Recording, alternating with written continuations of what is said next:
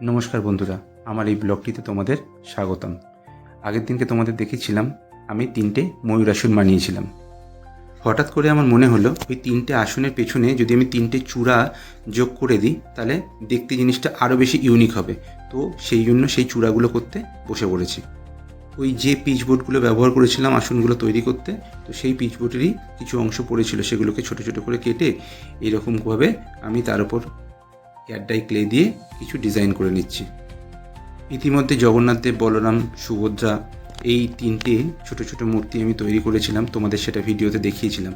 এখন ভাবলাম যে মূর্তির মধ্যে আমি ছোটো ছোটো ফুলের মালা অ্যাড করব, সেটা ক্লে দিয়েই তৈরি করব, মালাটা ফুলের নয়, মানে ক্লে দিয়ে তৈরি করে সেখানে রং করব। তো সেগুলো আমি অ্যাড করে দিলাম। এই এয়ারড্রাই ক্লে একটু বেশি হয়ে গেছিলো, তো ফেলে দেবো কেন, সেগুলো দিয়ে এই 6 জোড়া কানের দুল আমি বানিয়ে নিলাম। এই চূড়াগুলোকেও আমি মেটালিক কালার করব, সেই জন্য চূড়াগুলোকে প্রথমে কালো করে নিচ্ছি। কালো করে নেওয়ার পর ওই যে কপার মেটাল যে কালারটা আমি আসনে করেছিলাম সেটাই এখানে করব। তো আগে চূড়াগুলোর কাজ শেষ করে নিয়ে তারপর জগন্নাথ দেব, বলরাম, সুভদ্রাজিকে রং করব। তো সেইগুলোকেই আগে করে নিচ্ছি। ভেবেইছিলাম যত রাত্রি হোক রঙের কাজটা আজকে শেষ করে রাখবই, না হলে এরপরে হাতে আর মাত্র 2 দিন সময়, রথের মধ্যে আমাকে সবটা কমপ্লিট করতে হবে। এই আসন তৈরি করা, তারপর জগন্নাথ দেব, সুভদ্রাজি, বলরামকে বানানো, তারপর তাকে আবার রং করা, তারপর সেই রঙগুলো করা হয়ে গেলে তাকে আবার সেট করা, ব্লকগুলো অনেক বড় হয়ে যেত, তোমাদেরও ভালো লাগতো না দেখতে। তাই ছোট ছোট করে আমি ব্লকগুলোকে তোমাদের দেখাচ্ছি। কিন্তু তোমরা তো দেখছো, কিছু তো বলো না কীরকম হচ্ছে না হচ্ছে। মানে ব্লগ রিলেটেড কমেন্ট তোমাদের কাছ থেকে আমি চাইছি, আর কিছুই নয়। মানে কাজটা কেমন লাগছে তোমাদের সেটা বলো, ব্লগগুলো কেমন হচ্ছে সেটা বলো।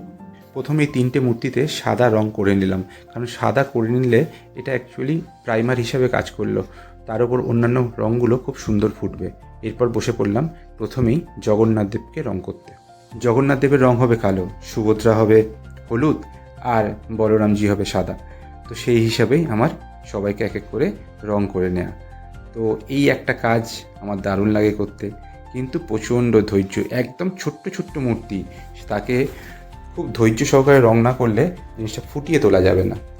এই কাজটাতে অনেক রঙের কাজ ছিল, তাই বেশ ধৈর্য সহকারে করতে করতে অনেক রাত হয়ে গিয়েছিল। আমার কাজটা শেষ করতে করতে রাত্রির প্রায় 2:30 বেজে গিয়েছিল। তো যাই হোক, সবশেষে যখন কমপ্লিট হলো তখন নিজেরও ভালো লাগছে যে আমি কমপ্লিট করতে পারলাম। এবার তোমরাও দেখে বলো কেমন হয়েছে। এখনকার মতো টাটা, দেখা হচ্ছে পরের ভিডিওতে।